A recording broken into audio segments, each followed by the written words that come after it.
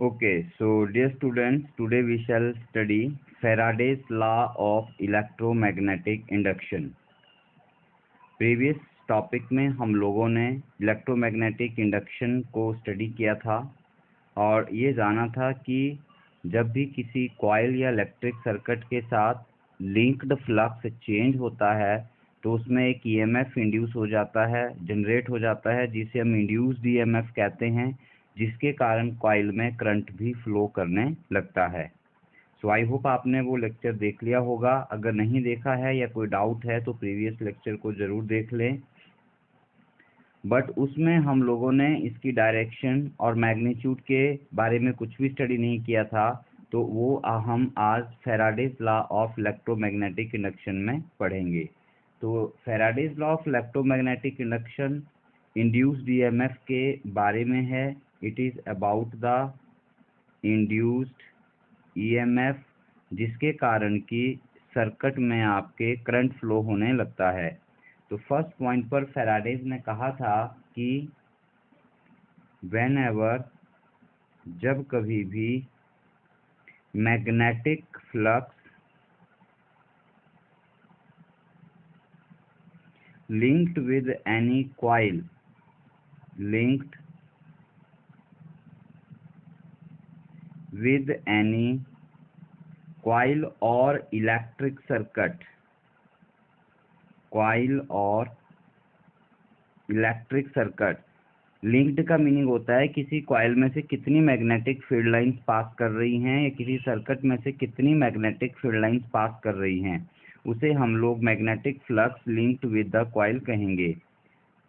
Changes, वो change होता है, चेंज होने का मतलब जो number of magnetic field lines हैं वो कम या ज़्यादा होती हैं, इंक्रीज होती हैं या डिक्रीज होती हैं।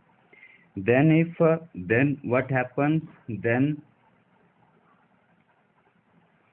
an induced EMF is produced in it. Induced EMF is produced in it. That means उस कॉइल में एक ईएमएफ प्रोड्यूस होता है जिसका नाम इंड्यूस्ड ईएमएफ है। ठीक है, उसे हम कहते हैं इंड्यूस्ड ईएमएफ, और इसी ईएमएफ के कारण उस कॉइल में फिर करंट भी फ्लो होने लगता है। ये फर्स्ट पॉइंट है। सेकंड पॉइंट में कहा गया कि दिस इंड्यूस्ड ईएमएफ, ये जो आपका इंड्यूस्ड ईएमएफ होता है, it lasts as long as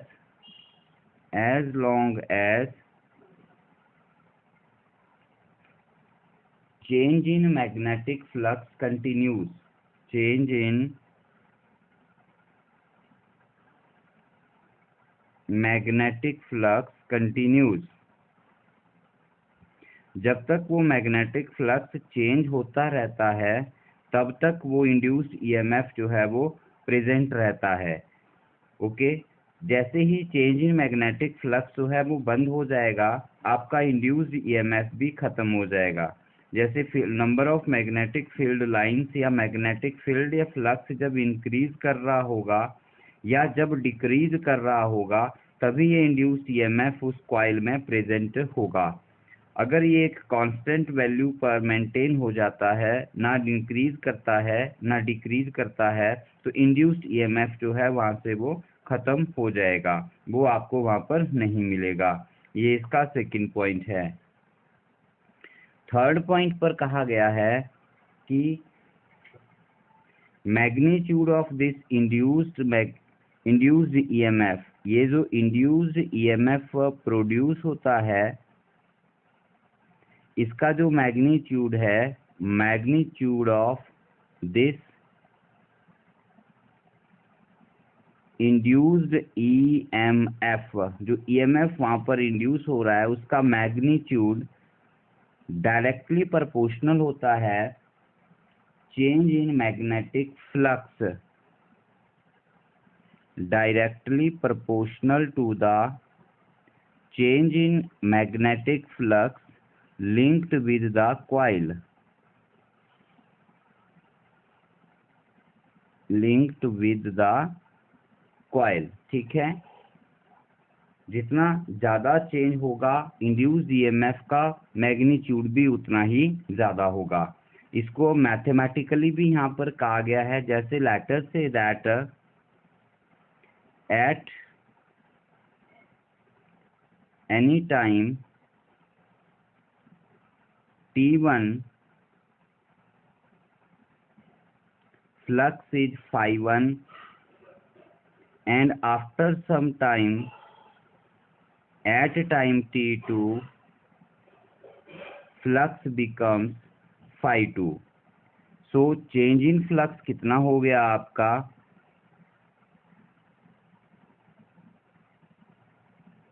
change in flux हो गया बच्चों, शुरू में फ्लक्स phi1 था फिर phi2 हो गया, तो चेंज इन फ्लक्स हो गया phi2 minus phi1 and time taken to this change,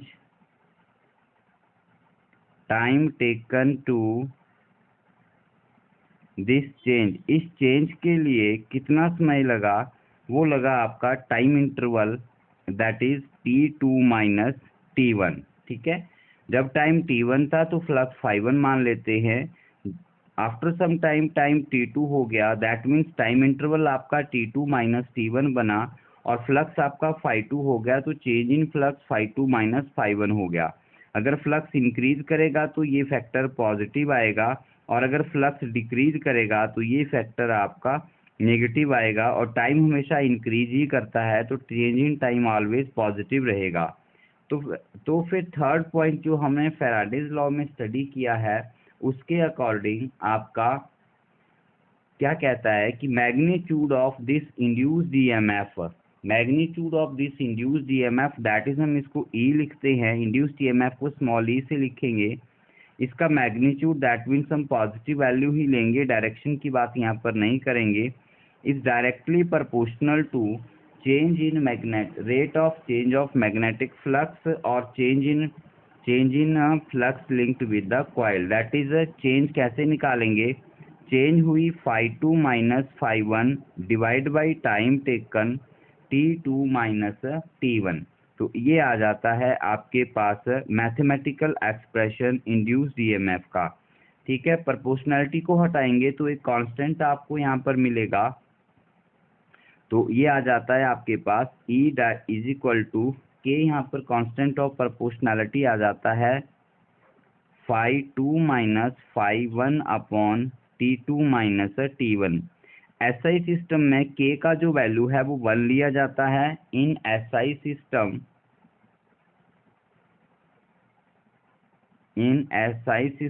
the value of k is 1, so this expression become E magnitude of E is equal to phi2 minus phi1 upon t2 minus t1। आप इसको थोड़ा change करके भी लिख सकते हैं, phi2 minus phi1 को change in flux d phi लिखा जा सकता है, t2 minus t1 change in time, इसको आप dt लिख सकते हैं। So magnitude of induced EMF becomes d phi by dt। Phi यहाँ पर मैग्नेटिक फ्लक्स है, टाइम यहाँ पर टाइम टेकन है, तो इसे आप rate of change of magnetic flux भी कह सकते हैं। This is a differentiation of magnetic flux with time, so you can name it in physics as a rate of change of magnetic flux, ठीक है। तो इस तरह से हम लोग इंड्यूस्ड ईएमएफ जो है वो कैलकुलेट करते हैं। तो यहाँ पर आपको मिल जाता है इंड्यूस्ड ईएमएफ का magnitude is equal to d phi upon d t. Okay, now जो हम लोग कॉइल यूज कर रहे हैं, if coil has n turns, n turns means हमने जो कॉइल थी वो एक ही टर्न की बनाई थी इस तरह से, ठीक है। अगर हमारे पास जो कॉइल है उसमें बहुत सारे टर्न्स हैं, इस तरह से number of turns are there present in a coil, जिसके साथ फ्लक्स चेंज हो रहा है, तो उसमें जो इंड्यूस्ड ईएमएफ है जितने उसमें टर्न होंगे that will become so much times, so many times, ठीक है। तो जैसे n टर्न्स हैं तो वो n टाइम्स हो जाएगा, देन इंड्यूस्ड ईएमएफ आपका बन जाएगा n into d phi upon d t, right. अब इसके बाद हमारा नेक्स्ट टॉपिक आता है लेंज लॉ के बारे में। पहले हमने Faraday's law of electromagnetic discuss किया। नेक्स्ट क्वेश्चन नंबर 4 या टॉपिक नंबर 4 जो है हमारा वो लेंज लॉ के बारे में आएगा। लेंज लॉ भी इलेक्ट्रोमैग्नेटिक इंडक्शन से ही लिंक्ड है, लेकिन जो फैराडेज लॉ था उसने आपको केवल इंड्यूस्ड ईएमएफ का केवल मैग्नीट्यूड ही बताया है। इस लॉ से हम केवल उसका मैग्नीट्यूड फाइंड आउट कर सकते हैं, उसके डायरेक्शन या पोलैरिटी के बारे में हमें कुछ भी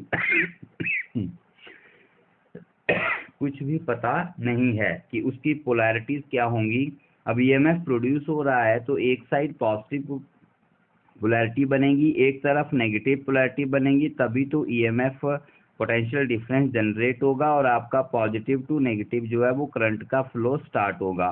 तो ये चीज़ फैराडेज लॉ में नहीं बताई गई। तो इसके लिए हम लोग आगे एक और लॉ स्टडी करते हैं जिसका नाम है लेंज लॉ। ठीक है, तो लेंज लॉ क्या है, देखिए लेंज लॉ में कहा गया, this is your definition of Lenz law.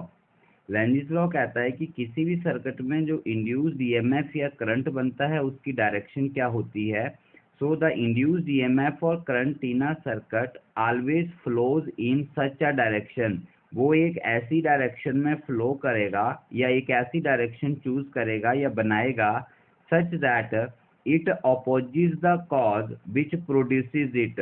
Means जिस कॉज से वो प्रोड्यूस हो रहा है वो उसी का अपोज करेगा। मीन्स जो कॉज आपके करंट को बना रहा है या ईएमएफ को जनरेट कर रहा है वहां पर, वो उसी कॉज को अपोज करेगा। This is the definition of Lenz's law and the polarities of the induced EMF. So what is written here? See once again, induced EMF or current in a circuit always flows in such a direction. वो हमेशा एक ऐसी direction लेगा कि it opposes the cause which produces it. This is very important. It opposes the cause.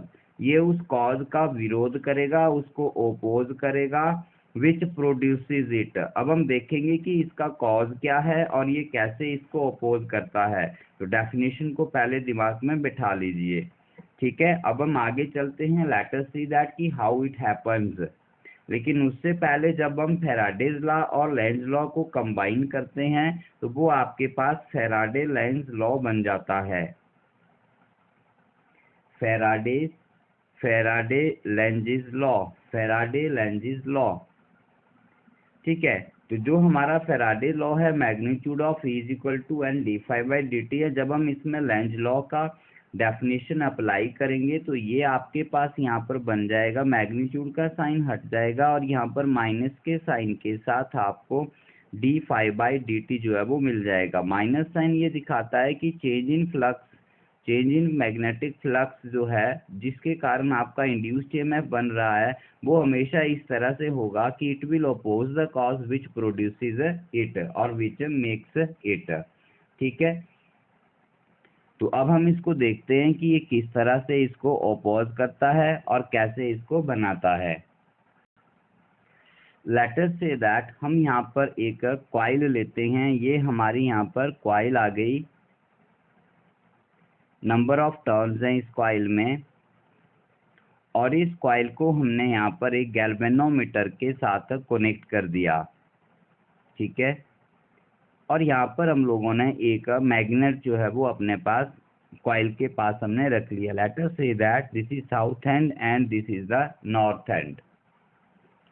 Okay, अब क्या होगा, ये जो आपका मैग्नेट है इसमें से मैग्नेटिक फील्ड लाइंस बाहर निकल रही हैं, आउट हो रही हैं। ठीक है, अब जब आप इसको let us say that first case में हम इसको अपने बाहर मैग्नेट को मूव करते हैं, we move it towards the coil. Okay, we move it towards the coil. First case में हम लोग इसे कॉइल की तरफ मूव करते हैं। Then what is happening here, जो इसका मैग्नेटिक फ्लक्स है, जैसे जैसे आपका बार मैग्नेट कॉइल के नज़दीक आएगा number of magnetic field lines increase करेंगी और इंक्रीज करेंगी तो आपके कॉइल में करंट जो है वो प्रोड्यूस हो जाएगा, current will start to flow. और करंट अगर फ्लो हो रहा है तो उसमें इंड्यूस्ड ईएमएफ भी बनेगा। अगर ईएमएफ बनता है तभी आपके करंट का फ्लो जो है वो यहाँ पर स्टार्ट होगा। नाउ लेंजिस लॉ कहता है कि the induced EMF is such that it opposes the cause which produces it. That means इसमें जो करंट का फ्लो है वो क्लॉकवाइज होगा या एंटी क्लॉकवाइज होगा। करंट इस तरह से फ्लो करेगा या इस तरह से फ्लो करेगा, वो डिसाइड करेगा आपके चेंज इन फ्लक्स में। अब फ्लक्स हम क्या कर रहे हैं यहाँ पर, लुक इट केयरफुली। हम लोग यहाँ पर क्या कर रहे हैं, हम अपने बार मैग्नेट को मूव कर रहे हैं towards the coil.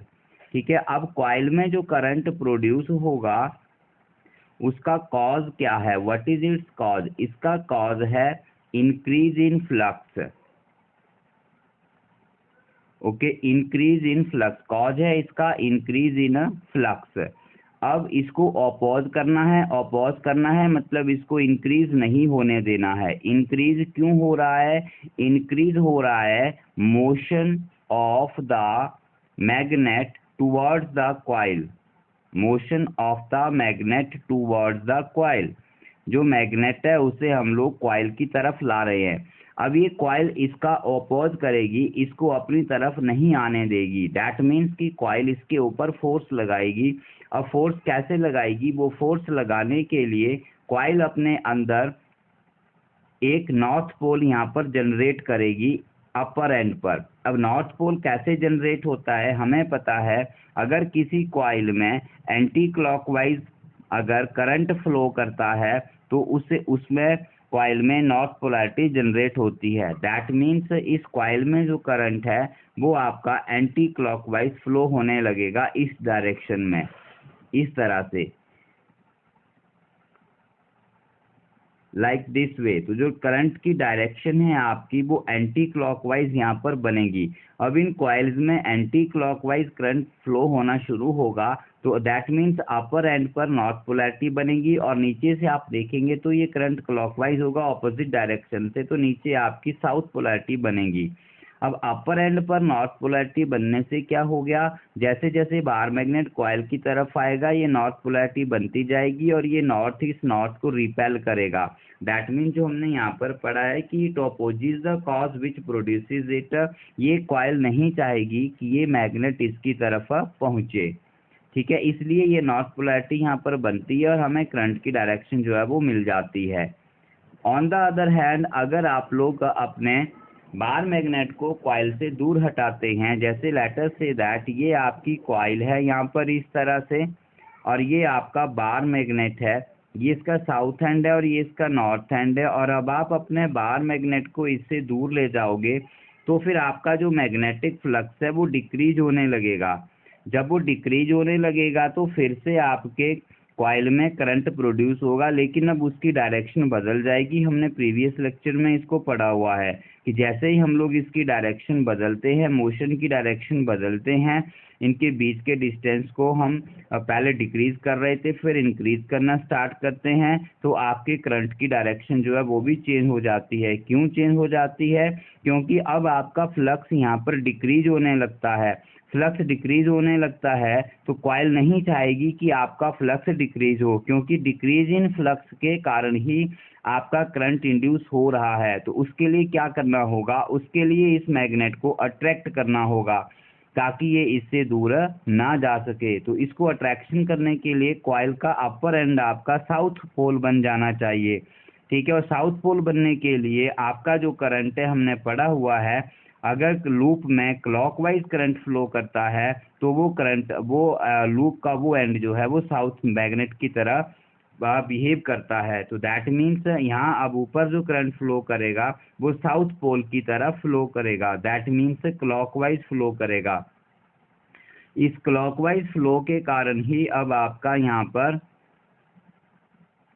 Upper and south pole बन जाएगा और इसका जो लोअर एंड है वो आपका नॉर्थ पोल बन जाएगा। तो आप देख रहे हैं कि यहाँ पर करंट की डायरेक्शन फिर से बदल गई है।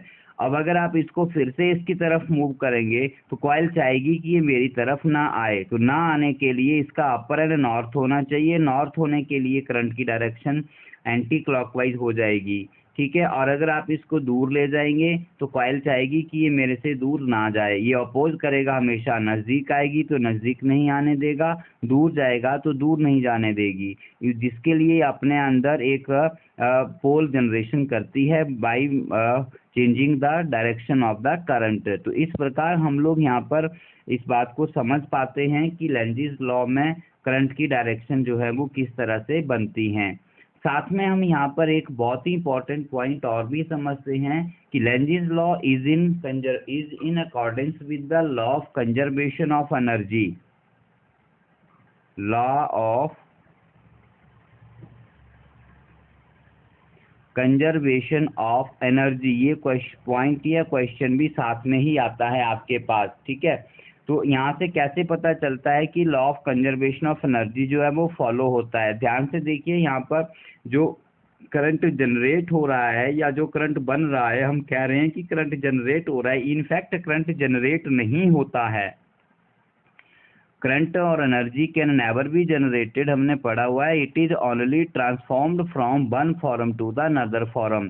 तो कौन सी फॉर्म है यहाँ पर देखिए, जब आपने पहली बार मैग्नेट को कॉइल की तरफ मूव किया तो आप यहाँ पर इसकी अगेंस्ट फोर्स ऑफ रिपल्शन काम कर रहे हैं। यहाँ पर जो करंट बनता है वो क्यों बन रहा है? क्योंकि बार मैग्नेट कॉइल की तरफ आ रहा है और कॉइल में जो करंट बना वो ऑपोजिट, कॉइल में जो करंट बना वो इस तरह से बना कि उसने अपर एंड को, जो एंड कॉइल का मैग्नेट की तरफ है, उधर नॉर्थ पोल जनरेट किया। अब ये नॉर्थ इस नॉर्थ को रिपेल करेगा, अब रिपेल करेगा, लेकिन फिर भी आप इसको इसकी तरफ मूव कर रहे हैं। दैट मीन्स आप इसकी फोर्स ऑफ रिपल्शन के अगेंस्ट काम कर रहे हैं। जो अगेंस्ट वर्क किया जा रहा है वही वर्क आपका इलेक्ट्रिकल एनर्जी की फॉर्म में कॉइल में मूव होने लगता है या करंट फ्लो होने लगता है।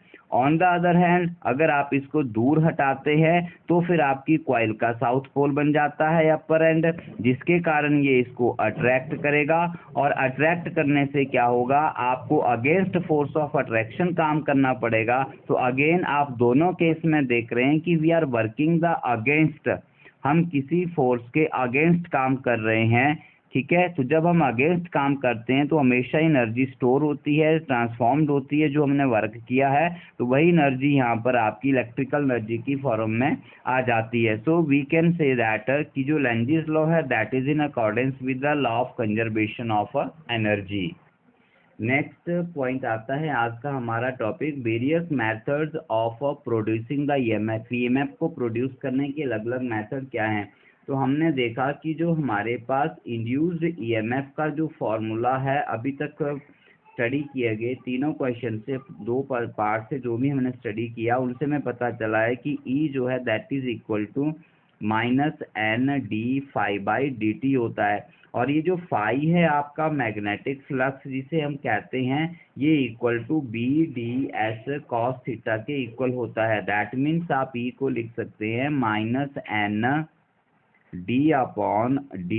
ऑफ BDS cos थीटा, ठीक है। एन नंबर ऑफ टर्न्स हैं, बी यहाँ पर मैग्नेटिक फील्ड है, ds यहाँ पर एरिया है, cos थीटा इन दोनों के बीच का एंगल है, ठीक है। तो इस फॉर्मूले से हमें पता चल सकता है कि आप फ्लक्स को कैसे कैसे चेंज कर सकते हैं या उसको प्रोड्यूस कर सकते हैं, क्योंकि इनमें किसी में भी क्वांटिटी में चेंज करेंगे तो ईएमएफ आपका चेंज होगा, या तो इंक्रीज करेगा डिक्रीज करेगा। मीन्स डिक्रीज करने का मतलब है उसकी पोलैरिटी चेंज हो जाएगी, राइट। तो पहला पॉइंट आ जाता है हमारे पास, अगर हम लोग यहाँ से नंबर ऑफ टर्न्स को चेंज करें, एन को चेंज किया जाए, कॉइल में जितने नंबर ऑफ टर्न्स हैं उसको चेंज कर दिया जाए, उसको इंक्रीज किया जाए, तो आपका मैग्नेटिक फ्लक्स जो है वो चेंज होता है। लेकिन हमारे पास है कि प्रोड्यूस कैसे करना है, तो प्रोड्यूस करने के लिए पहला पॉइंट आता है आपके पास by changing the magnetic field. Number 1, by changing the,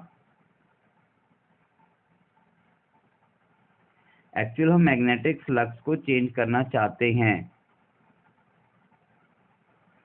और मैग्नेटिक फ्लक्स को चेंज करने के लिए हमें मैग्नेटिक फील्ड चेंज करनी पड़ेगी।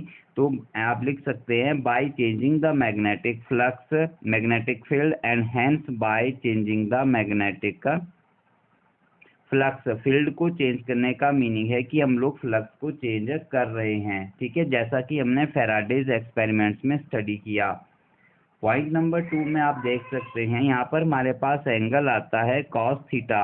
ये एंगल थीटा होता है आपका मैग्नेटिक फील्ड और ds that means area vector में। अगर इनके बीच का एंगल चेंज होता है तो भी आपका E जो है वो यहाँ पर चेंज हो जाएगा, ठीक है। तो उसके लिए आप लोगों को इनकी ओरिएंटेशन बदलनी पड़ेगी। So you bye changing the orientation of the coil, second point में आप बोल सकते हैं bye changing the orientation of the coil, orientation of the coil with respect to the magnetic field, ठीक है। जो कॉइल है उसको मैग्नेटिक फील्ड में उसकी ओरिएंटेशन को चेंज किया जाए, जैसा कि हम लोग एसी जनरेटर में करते हैं। स्टडी करेंगे हम इसको। एसी जनरेटर में करंट, एसी करंट जनरेट होता है, वो कैसे जनरेट होता है, वो हम लोग वहाँ पर अपने कॉइल की ओरिएंटेशन को चेंज करते हैं मैग्नेटिक फील्ड के रिस्पेक्ट में। या फील्ड को चेंज करेंगे या कॉइल को डायरेक्शन को चेंज करेंगे, दो में से किसी एक को हम लोग वहाँ पर चेंज करते हैं। सो दैट की कॉस थीटा जो है मतलब मीन्स एंगल थीटा उनके बीच में वेरी होता है, ठीक है। और पॉइंट नंबर 3 यहाँ पर ds भी आता है। अगर एरिया को भी चेंज कर दिया जाए कॉइल के तो भी आप फ्लक्स को चेंज कर सकते हैं। सो आप लिख सकते हैं बाय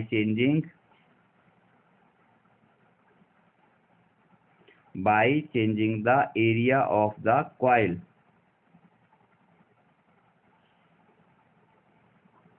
ठीक है। और by moving the coil, coil को मैग्नेटिक फील्ड के अंदर मूव किया जाता है। जैसे ये आपके पास कोई रीजन है, यहाँ पर मैग्नेटिक फील्ड एक्ट कर रही है और ये आपके पास कोई एक रेक्टेंगुलर कॉइल आ जाती है, ठीक है। तो अभी स्टार्टिंग में ये कॉइल आपकी फील्ड से बाहर है, जैसे आप इसको इसके अंदर ट्रैवल करेंगे धीरे धीरे कॉइल अंदर जाने लगेगी तो इसका जो फील्ड के अंदर का जो एरिया है वो इंक्रीज करने लगेगा, ठीक है। तो दैट मीन जैसे आप कॉइल को इसके अंदर स्लाइड करोगे, लेट अस फॉर एग्जांपल ये आपकी कॉइल है और यहाँ से आगे आपके पास फील्ड है, तो अभी सारी कॉइल आपकी बाहर है, तो आपकी कॉइल का एरिया बिल्कुल भी एरिया ऐसा नहीं है जहाँ पर कि मैग्नेटिक फ्लक्स होगा। अब जैसे आप इसको अंदर स्लाइड करोगे तो आपकी कॉइल जो है वो मैग्नेटिक फील्ड में एंटर करने लगेगी और उसका जो फ्लक्स है उसके साथ चेंज होने लगेगा। दैट मीन्स फ्लक्स आपका अब इंक्रीज कर रहा है, ठीक है। तो सिमिलरली अगर आप अब इस कॉइल को बाहर मूव करेंगे, बाहर की तरफ विड्रॉ करेंगे तो इसके साथ जो लिंक्ड फ्लक्स है वो डिक्रीज करने लगेगा। तो ऐसा करने पर भी आप लोग ईएमएफ को यहाँ पर इंड्यूस करवा सकते हैं और उसे इंक्रीज या डिक्रीज करवा सकते हैं, ठीक है। इस तरह का जो ईएमएफ आपका बनता है बाय मूविंग द कॉइल, उसे हम लोग मोशनल ईएमएफ कहते हैं। That is known as the motional EMF. तो नेक्स्ट जो टॉपिक होगा हमारा वो मोशनल ईएमएफ का रहेगा। So that's all for this lecture. Watch it and try to understand this topic.